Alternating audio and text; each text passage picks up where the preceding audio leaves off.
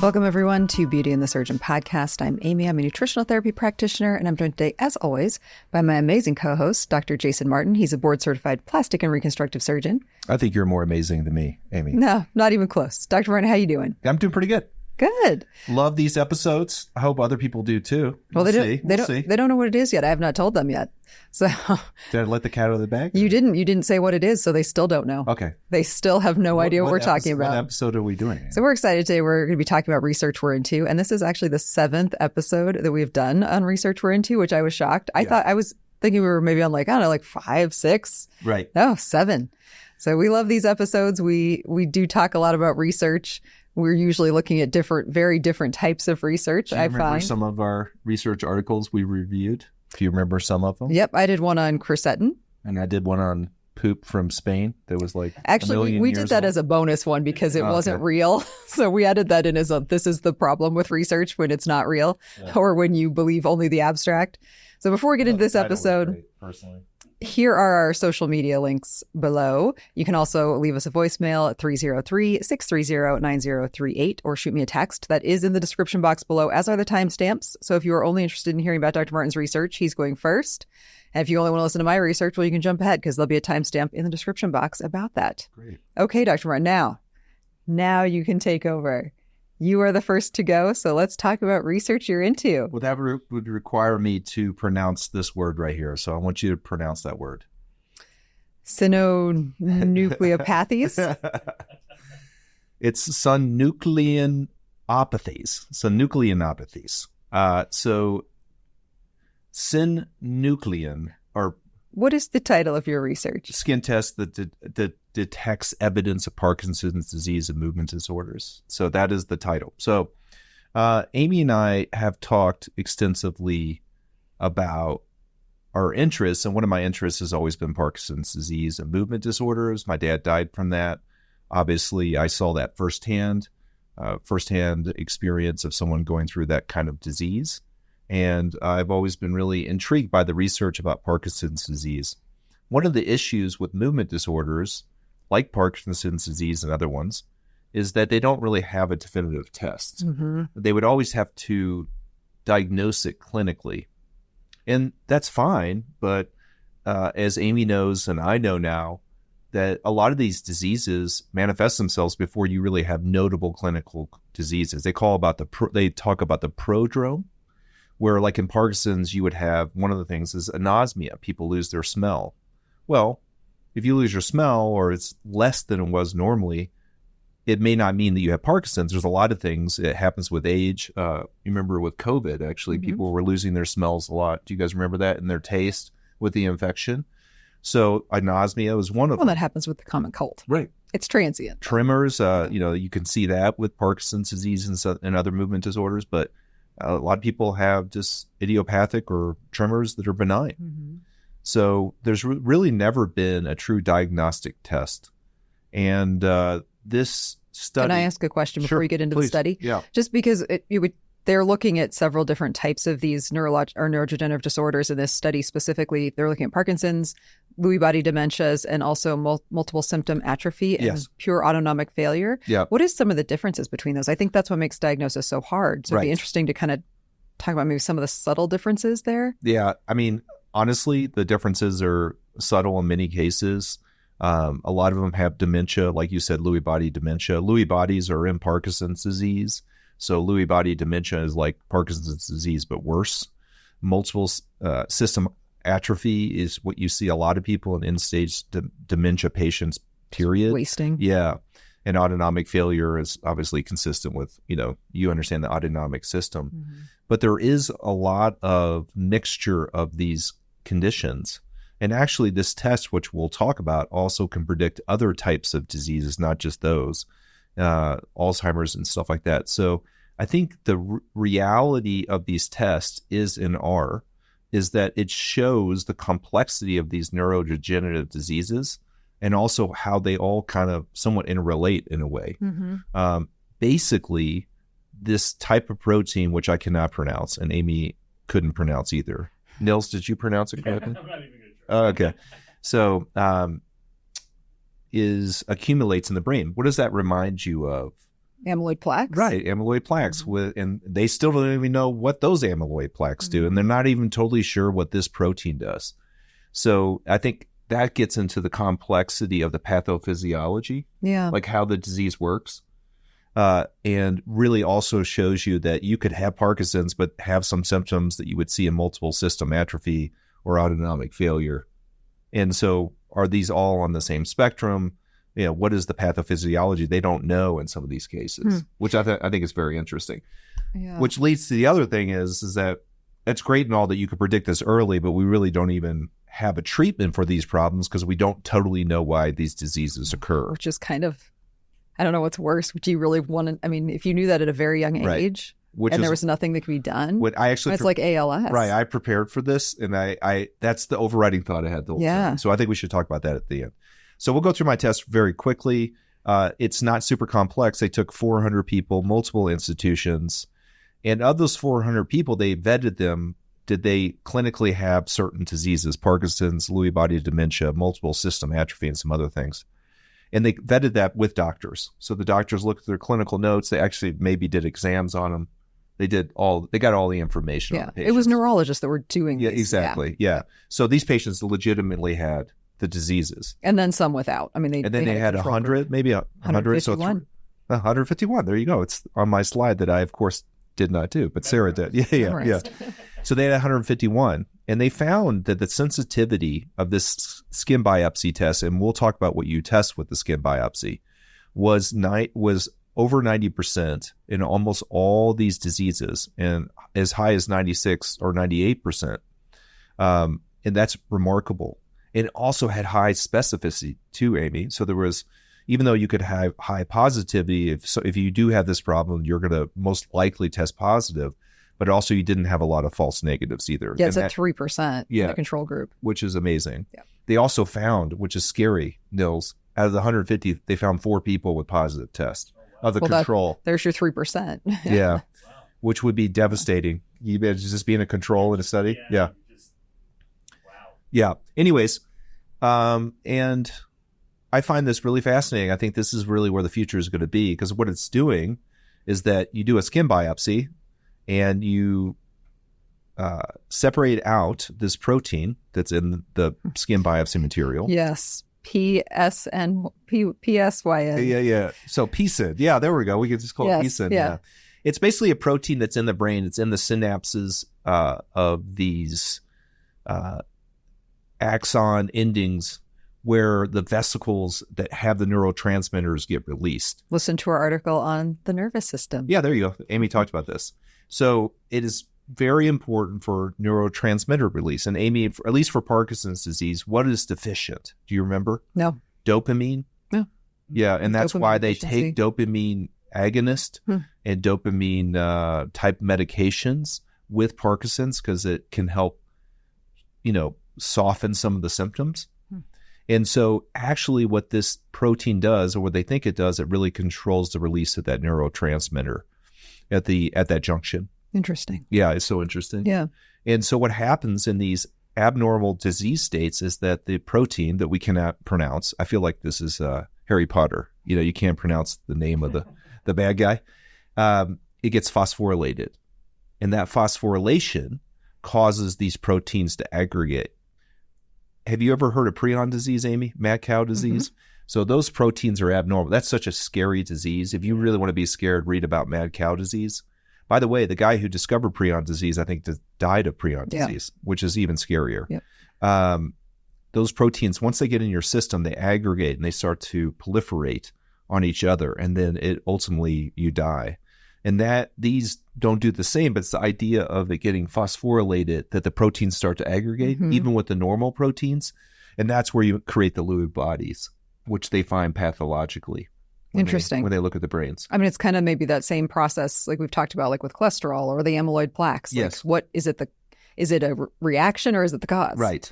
And it's like some sort of reaction with this phosphorylated protein that grabs more of those proteins, both abnormal and normal, and creates these plaques and groups them there and makes these fibrils, which affects the nerve endings. Right. Damn it. Well, that makes sense too, why you'd get the tremors and other issues at distal things, because it's at the end. It's not like MS or something that's attacking the myelin sheath. It's actually attacking the endpoint.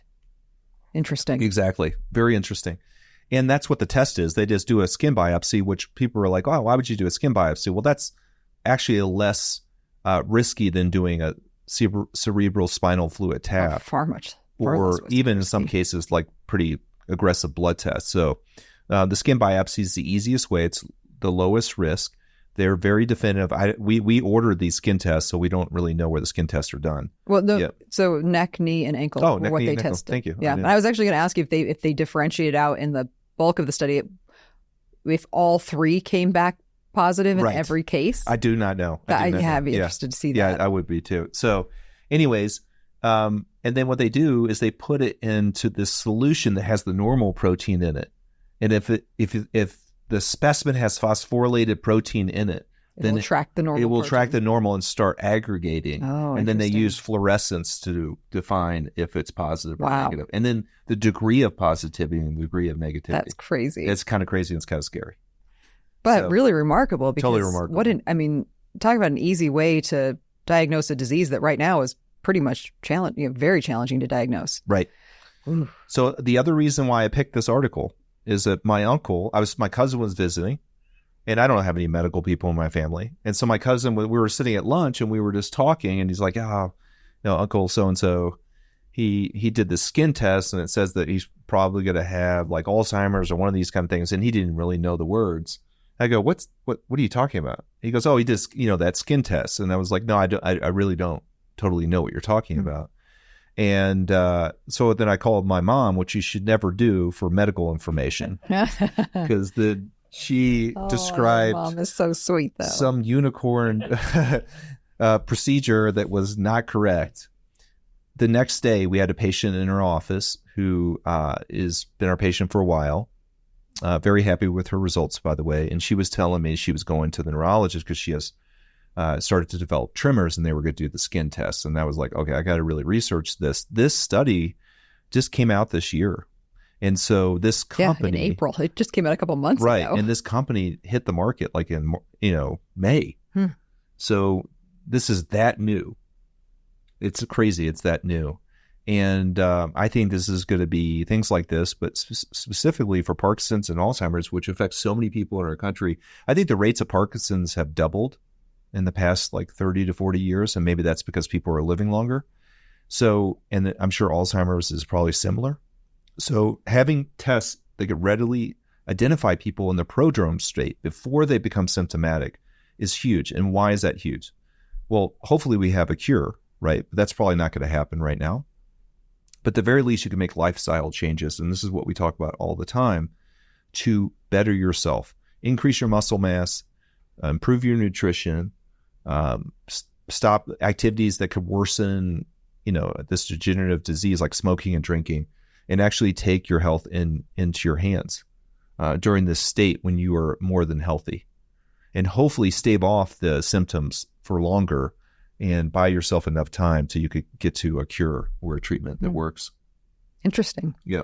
Yeah, I think this is especially interesting adding on to what you brought up a few episodes ago when we were talking about the things we're into. You brought up liquid biopsies, which are the blood tests to kind of find these diseases. But this seems far more accurate and dependable, perhaps, than the liquid biopsies. Liquid biopsies were definitely not as dependable. Yeah, they seem a little bit more outlier at least at this point. They don't seem very specific, and they also seem kind of chaotic, at least from what I've done the research-wise since you brought that up. I mean, this is actually applicable to clinical practice. Yes. The liquid biopsies, I think, are for people that are curious, because a lot of times it's going to be hard to use that information unless it's 100% definitive. Right. Well, all it's going to lead to is additional testing. Right. Whereas, Right. We've talked about that too. But this is definitely interesting. The other parts of this, I think, that relate to what we do is that, we've talked about this many, many times, that we talk about your beauty and the way you look and your life and your health, and Amy with nutrition. But these neurodegenerative diseases can affect all those, right? So it's not just the fact that it can be life-threatening or it can lower your length of your lifespan. It's the fact that it can actually affect your body and your body physically and the way you look and the way you feel. And so I think personally in my life, and I think I'm not going to speak for Amy, but I like the idea of getting more information. I think I would rather know what I'm dealing with so I could do everything in my power to push back if possible. And the anecdote that I use, when my dad was going through Parkinson's, he did not work out a lot. It was hard. He had depression, and then he had dementia. But there was a patient I had, who had Parkinson's and worked out every day. And they were diagnosed at the same time. The difference, and again, this is anecdotal, but the difference in their progression was remarkable. The guy who worked out every day had a functional life, traveled, still worked, and my dad did not. So I think that knowledge is king, especially in these kind of situations. And this is something that I think is going to make a big difference moving forward. Well, and it is, like you said, it's so tough with these neurologic conditions because there is really, not only are they often misdiagnosed or delayed in diagnosis, but there's really no severity scale of them. It's kind of like you either have this or you don't. And like it might be really bad, it might not. Right. You know, so that makes it hard too. It's not like cancer, you can be like, well, it's this stage. Like you have Parkinson's. End of story. You know? And that's, it's so interesting you say that, because when my dad went through his Parkinson's journey, that was what it was like. And it was really kind of demoralizing. That's not what we do for our practice. No, but that's how these conditions are right now. It's how they're treated. Right. I mean, they're palliation. Yeah. You just give them medications and you're like, okay, see you in a year. He would see his neurologist once a year. There was no physical therapy really. I mean, there is some, but you know what I'm saying? Yeah. There was no nutritionist. And it was like, you're just like, okay, you have Parkinson's, you take these pills. Yeah, wait for the end. Yeah. And I just find that distasteful. Now, I don't think that was bad medicine. I think that's what they do right now. That's kind of exactly my point. Yeah. You have this information, but it's kind of still the end. Right. Yeah. All these neurodegenerative diseases are just like manifesting themselves more now because of our length of life. And we've had many discussions on this podcast about quality of life versus length of life. I'm really interested in longevity. Amy and I talk about the chicken or egg situation about longevity. And you don't want to live to 120 and have no quality of life. Well, that's health span versus lifespan. Yeah, exactly. And my study gets deep into that. Okay, good. So it does pair up. Yeah. And I find that really fascinating too. And I believe in the next 20 to 30 years, especially with technology, AI, development of novel medications and proteins utilizing AI, that we're going to have answers to Alzheimer's, to Parkinson's, and to cancer. Not full answers, but mitigating answers, meaning maybe you manage it. Well, it's like, look at HIV. I mean, it was a death sentence. Example. HIV is a great example. They don't technically have quote unquote a cure. They've cured a few people with, I think, bone marrow transplants and stuff, but really it's more about mitigation and maintenance. And I think you're going to see that in the next 10 to 20 years. Well, especially if you can backtrack it. Like you said, with AI being able to really process this data. So if that's really what's happening in these situations, they can see these proteins being attracted to these phosphorylated proteins. How then can you can you build an intervention? Exactly. Well, the weird thing is, I'm not sure they totally know if this is even causative, like this protein. Right. It's kind of the amyloid plaque situation. Right. And the medication that came out that treated amyloid plaque, it was like a lot of fanfare, and then they took it off the market. Because it didn't work. It didn't work, and it was too expensive. So limitations on this, I don't think you could really tell these, with this test, you can't, it's my understanding you can't tell the difference between Parkinson's or Lewy body dementia, that you have to somehow correlate that with the clinical exam. So it'd be nice to have a test only for Parkinson's or only for something else. But they're also closely related. And they're probably on the same kind of pathophysiologic kind of flow. So, and then practical applications is everything we talked about. Easy. Quick, easy. If you look at neurodegenerative diseases, your health, your actual health status, meaning where you are at the time of diagnosis, has some bearing on how you do with the disease. So at the very least, it's an inflammatory process. They don't really know why it's occurring, but decreasing inflammation by all the things we've talked about in this podcast, which are multiple things, as little as exercise, as little as sauna therapy, as little as, things as like cryotherapy or whatever, doing things in your life that are holistic and improve your overall inflammatory, milieu, I think would make a big difference. So that's a practical application. And then we ordered it too, so we can tell you the result. If I don't show up on the podcast again, maybe I tested positive. So. Well, it's not that kind of positive outcome. Yeah, we did order some, but it's very interesting. Anything else? No, that's it. No? Nils, you got any questions about this one? You said they take samples from your neck, your knee, and your ankle? They're just a 3 millimeter punch. Yeah. Why do you suppose those 3 locations? It just seems like that's... It's probably, you're trying to get a little teeny nerve. Okay. Yeah, nerve. like near the spine, maybe. Like you're trying, and so I'm assuming that's where you can get, there's a higher predominance of small little nerve. Okay. Yeah. Tissue. It just seems like very, like, the neck makes a lot of sense, but then the knee and the ankle seems Well, that's why I would like to see from it. what the results were in each of those. Were they different? Did they get more accurate results from the neck? Or was it the same? If they tested, did all 3 sites always come up the same? I mean, if I was doing the study, I would do it like the gluteal crease and like inner thigh, like hiding the punch biopsy. So it's clearly not plastic surgeons deciding the location. Oh, I don't know. The back of the knee is a good one. And so is the ankle. Like, who's going to see that? That's true. And if you do it on the neck, you do it on the back of the neck. Yeah. So those are actually, totally. Those spots actually made sense to me. I was like, yeah, they're hidden. Yeah. If you guys are interested in this study, it involves punch biopsies, as we talked about, 3 millimeters, which is not small, but not big. And so you would have to go to someone who could facilitate that. So it's not going to be every doctor that does that. You get sent off to a pathology lab, and that takes some time. And it sounds like they use all labs. So I don't think from an insurance standpoint or cost standpoint that it might be covered. I just have no idea. Yeah, I don't know. Yeah. But we'll find out because we did order some. So right, we will find out. You guys got the full report. Well, that's really cool, Dr. Ryan. Let's take a quick break, and we're going to come back and we're going to talk about my research that I'm into.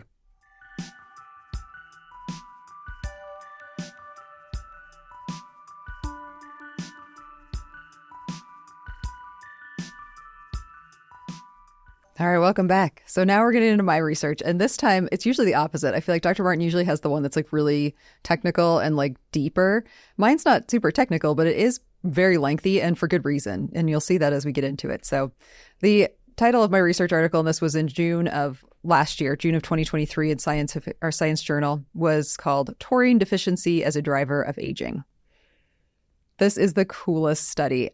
It goes way back in time. So many, many years ago, we're talking like 20 plus years ago, a really good friend of mine was married to a gentleman he was a pilot, but he'd done some schooling in veterinary medicine. And this was around about the time that Red Bull was coming onto the market because yes, I am that old. And he was trash talking it and saying that all it is a bunch of like B vitamins and taurine, and only cats need taurine because it prevents hairballs. So wait, I just want to stop you real quick. So if I drink a lot of Red Bull, then I'll live for a long time? Is that what you're telling me now? Well, we'll see. You'll see what the research article says. Hairballs. Yeah. So like all this time, I'd always kind of thought that, like, well, here's this guy who was a vet and he said that taurine was pointless in humans and it is a semi-essential amino acid. So I'd never really thought much about taurine until I read this research article. And now I think about taurine like constantly all day, every day. So before we get started, there's an interesting thing. They talk about aging. And this is a study on aging specifically. And in humans or mice? It is. Well, you'll see that. Don't jump on my slides. Well, you jump on my slides all the time. That's reasonable. Yeah, it's coming. All right. So I love what they said about aging. Aging is an inevitable multifactorial process. Aging-related changes manifest as the hallmarks of aging, cause organ functions to decline, and increase the risk of disease and death. Aging is associated with systemic changes in the concentrations of molecules such as metabolites. However, whether such changes are merely the consequence of aging or whether these molecules are drivers of aging remains largely unexplored. If these were blood-based drivers of aging, then restoring your concentration or functions to youthful levels could serve as an anti-aging intervention. Interesting, right?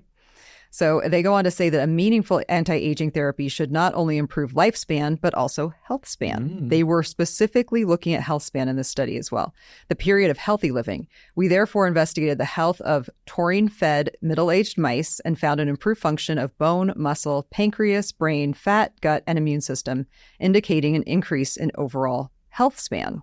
Yeah. Investigations into the mechanisms through which taurine supplementation improved the health span and lifespan revealed that taurine positively affected several hallmarks of aging. Taurine reduced cellular senescence, which is cell death, protected against telomerase deficiency. I haven't gotten to talk about telomeres in a while. Suppressed mitochondrial dysfunction, decreased DNA damage, and attenuated inflammation. So that's the broad overview of the study. And then I'm going to break it down. Okay, before you break it down. So we've talked about aging before, and we at least both agreed that a big part of it is the DNA issues, right? Be more specific. Like what DNA issues? it's pretty specific. Like the DNA over time changes. Well, we become less efficient. So each time we copy, essentially, like each time cells are reproduced, yes, they start to degrade. Right. What's your favorite word you love to use talking about stuff you pass on? Epigenetics. Epigenetics, right. So the folding of the DNA in a three-dimensional space. David Sinclair's work from NYU, he talks a lot about this. The DNA mismatch, the telomeres, it's all kind of DNA based. So you're talking about something that's not directly affecting the DNA right away, right? You're talking about something that has more of a whole body effect. And I find that very interesting. So it's yes to both, because it does have a direct effect on DNA and it affects other symptoms in the body, or systems in the body. All right. Yeah. So the study design here, they did study this in mice, monkeys, yeast, worms, and humans, which is why I especially love this study. So I'm going to talk the most about the mice because this is where they spent most of their time doing research. They studied this in male and female mice, and these were wild type mice. So these were mice that were not genetically modified in any way. They were like a wild mouse. They did full control groups, and these mice were allowed to eat ad libitum. They were fed the exact same food. They had the exact same access to every single thing. Okay. So the other cool thing is they don't Which actually... you can't really do with humans. Nope. So this is good. They didn't start supplementation in the mice until they were middle-aged, which was also really cool. So they weren't doing an intervention at birth and then trying to extrapolate an outcome. They were literally waiting until these mice had a naturally declined level of taurine, as do humans. In humans, what percentage of taurine do you think an elderly person is in relation to a younger person? Like how much drops off? Okay, so I'm very good at these kind of questions. It's either a lot or a little. So I'm going to say it's a lot. I think it's a 90% drop off. 80. Yeah, 80% in an elderly it's person. Never 50. No. But I mean, that's huge. And so, and they That's see this, huge. it's the same in mice and the same in monkeys. So they actually started these interventions in middle age, which is why I find this so fascinating. It's the same. I'm sorry to interrupt. Same in yeast and same in worms too. Like all these things you have here. Yes, the same in monkeys. In yeast, they did not find a benefit. I will say that right up front. They didn't see any difference in the ability of the yeast to replicate, essentially. But they did see it in worms. So unicellular, things may not respond to this, but yeast is not human in any way. So I didn't really care much about yeast. I mean, they were just studying it in anything they could at that point. But in monkeys and in mice and in humans, they see this effect. So the outcome, the broad overview, taurine supplementation increased lifespan and health span of mice. And this was in male and female mice, but specifically in female mice, it was very interesting because they did a lot of research in female mice. They even did a separate study with taurine supplementation in the menopausal model of mouse, which was really cool. But it reduced age-associated body weight gain. It also improved bone mass, increased muscle endurance and strength, reduced depression-like behavior, enhanced exploratory behavior and memory, improved glucose homeostasis, and gastrointestinal transit time. Like all parts of aging. Yes. I mean, it's like everything. Reduced inflammation overall. Taurine supplementation improved the function of every organ investigated in middle-aged female and male mice and likely increased overall health span. Okay, so after reading that, I think everyone should take taurine. Yeah. Well, there's even more to come. All right. So taurine supplementation increased.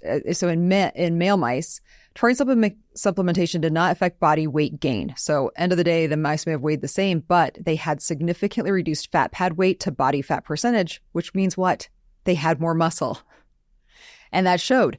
They were stronger. When they would do tests on them, they consumed more oxygen, meaning they were using more energy to do activities, generated more carbon dioxide, had higher respiratory exchange rates versus the controls. And remember, these are mice that are fed the exact same diet, could eat whatever they wanted. They did not control their intake at all. They're probably genetically pretty similar. That's the way they use these strains of mice. Yeah, they are. These are all wild mice. Yeah. So that's what I mean. They didn't start these interventions until middle age. So the mice were the same until middle age. Right.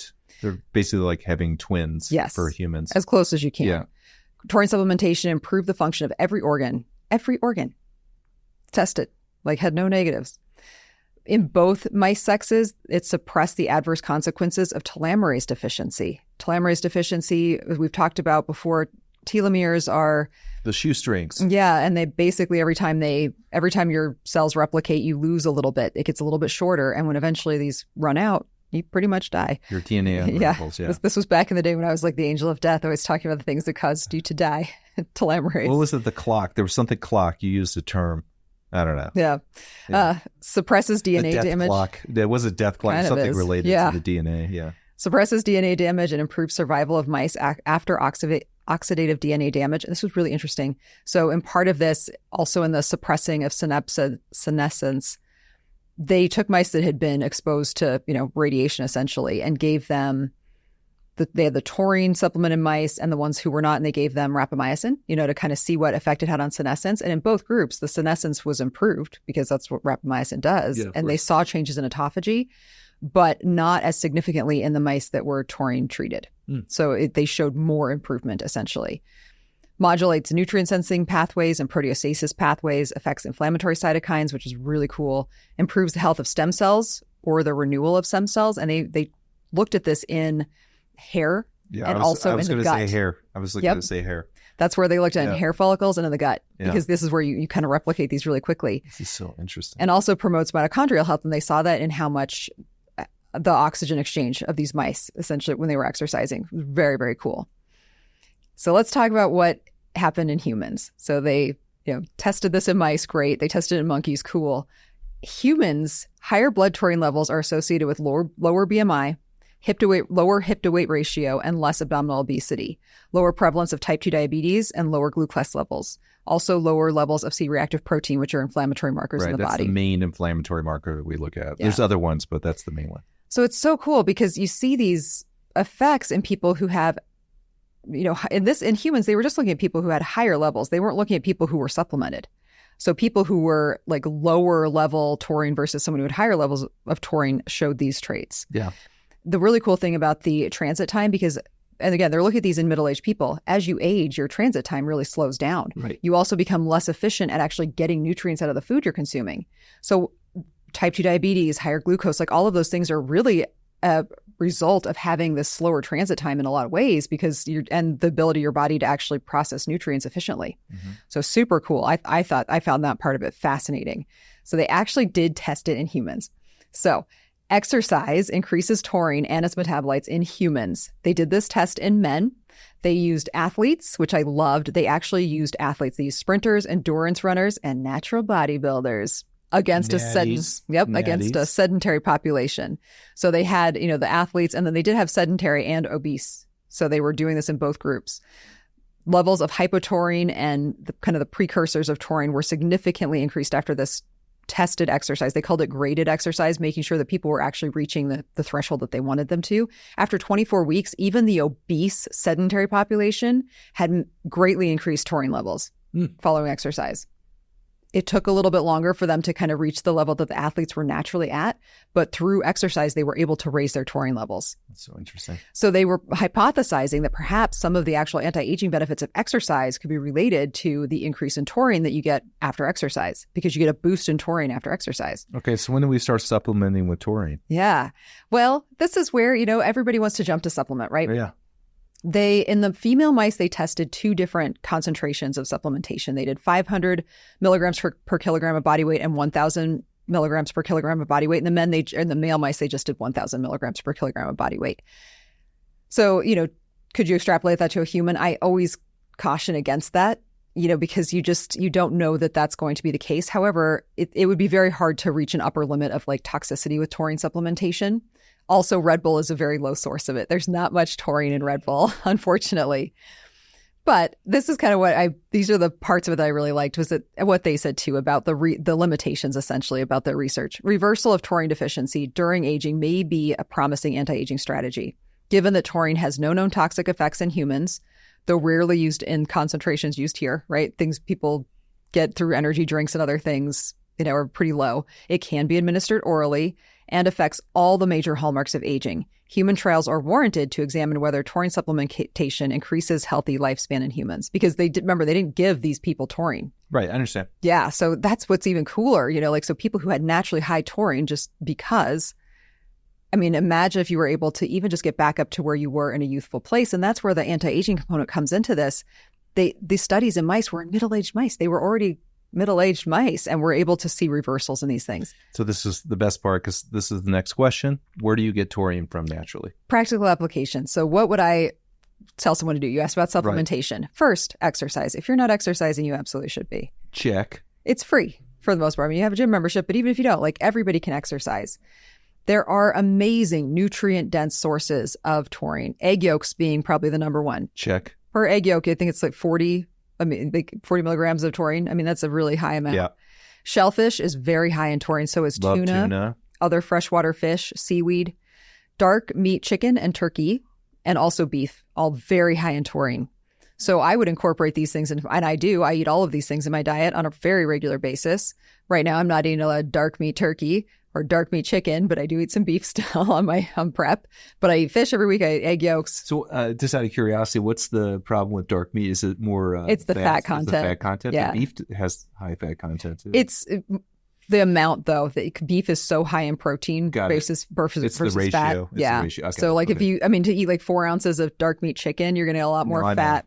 So, and that's just for me. It wasn't when I started to follow my macros, you realize how much fat is in dark meat chicken. Yes. There's not that there's so much. It's just so much based on the amount of protein you're getting from it. The ratio. Yes. Yeah. Yeah. You're way better off eating some really lean ground beef. Of course. Far more protein. Also for the iron. I mean, for me, if I'm going to get that, for a woman especially, like I want the iron. Yeah.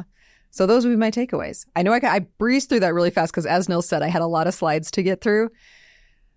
But it was just so cool. So what questions do you guys have for me about this study? So I love this study first. So my question would be, how would you design a human study? Because that's always so hard to do. It is. It's so, doing research in humans is inherently extremely flawed. It's basically impossible. You don't have, even if you had twins, there's still, as Dr. Marr mentioned at the end of his studies, there's an epigenetic difference, even in identical twins. So you're never going to get two people that are identical. However, what I think they really did show with the mice and having populations that were pretty close, they were all wild mice. They were all middle-aged.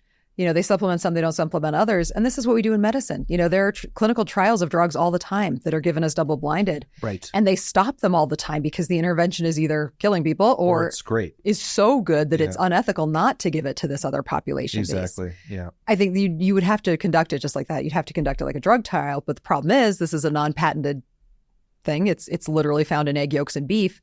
No pharmaceutical company is going to be putting the billions of dollars behind it to study it. And the second question I have is, what's the mechanism of action? Now, if you're interested in knowing the mechanism of action, each of these little sub things that I had has a whole paragraph that talks specifically about how they tested this. In mice, in cells, like they tested everything. They did muscle biopsies, they did bone biopsies, they did nerve biopsies. They obviously did extensive autopsies on these mice when they naturally passed away. So they did do a lot of in-depth studying. But they don't know the mechanism of action, meaning how it works. They don't. And that's what they're trying to decide. And so that's why it's so fascinating that it made such a difference. It was everything they studied. They found an improvement. Mm-hmm. So where is this coming from? Even in brain health, cognitive function, muscle strength, oxygen exchange. So because it was so profound, they also looked at levels of taurine in embryos. And they have a whole population of mice that can be completely taurine deficient at birth. Studied those against some of these other ones. That was really interesting to look at. Yeah. Apparently zebrafish, you can make you can knock it out completely. And I think it was something like 80% of them don't even make it through gestation. That's crazy. Yeah. So they know that in neonates, that was another thing I did. I didn't add a slide on that just because it got a little bit into the weeds. Looking at taurine concentrations, this is where the epigenetic thing, and talking about like, are you pre-programmed at birth to age a certain way? If you are taurine deficient, could you potentially, as a gestating fetus, if you do not have enough taurine available, are you going to struggle with things like blood pressure control or, glucose control your whole life? They also looked at the effects on the kidneys and the liver. They really went deep on some of these things, but there's so much we don't understand about it's like the gallbladder is unessential, or whatever all these ridiculous things are in medicine. They call this a semi-essential amino acid. You're such a medicine conspiracy theorist. No, but I'm not a conspiracy theorist. I'm saying we don't know. I know, but some of your comments are funny, but you're absolutely right. We go back to taurine and my friend's husband saying it was only for cats to prevent hairballs. Right. And you think that shellfish, tuna, freshwater fish, dark meat chicken, turkey, beef, this is what humans have been eating since the beginning of time. This is a nutrient-dense, properly prepared whole food diet. So obviously, evolution has selected that kind of diet for people from a health standpoint, survivability. Absolutely. These are some of the most nutrient-dense foods you can consume. Egg yolks being probably the number one nutrient-dense food you can consume. Seaweed. There are so many, but that's just it with food. It's not like there isn't anything else in all of these things. Right. Choline. I mean, that's the best source of choline is in egg yolks, also in beef. I mean, the type of micro minerals that you get from seaweed, iodine. I mean, all of these things work in concert together. So it's so challenging when you have research on one thing. And that's what I mean. No pharmaceutical company is even going to pay to do this research because you can't patent it because it exists in nature and it's in Red Bull. Right. And this kind of sweeps into the grand problem of supplementation is you really never know what it's totally doing and then how either supplements work together. Where did you source that? And it always goes back to what I believe, and Amy's correct on this, but I learned this from Amy too, is that it really comes down to diet and nutrition, like where you're getting this food and what you're focusing on when you're eating. And you can take supplementation, like vitamin D is a good example. Yeah. But you should try to get taurine from your diet. I mean, that would make more sense. Oh, absolutely. Yeah. I mean, will I consider supplementing with taurine? I'm honestly considering it. Yeah, I would. I really am because there is no... Nils, you want to do it with me? Well, on that point, like if you have a restrictive diet like vegan or vegetarian, it sounds like you are missing most of the things that really provide this, right? Because many other nutrients. Yeah, you didn't mention any fruits or vegetables that were high in this, so...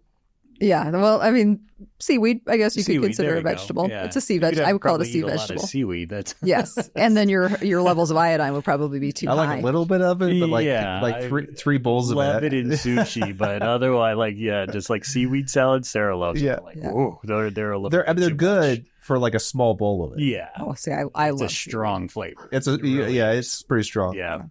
Yeah, I think what you're saying, though, Dr. Warren, what it goes back to is, and what I say often is control the controllables. Like, what are things that you can do that you know absolutely will not have a negative impact on your life? Exercise. Mm-hmm.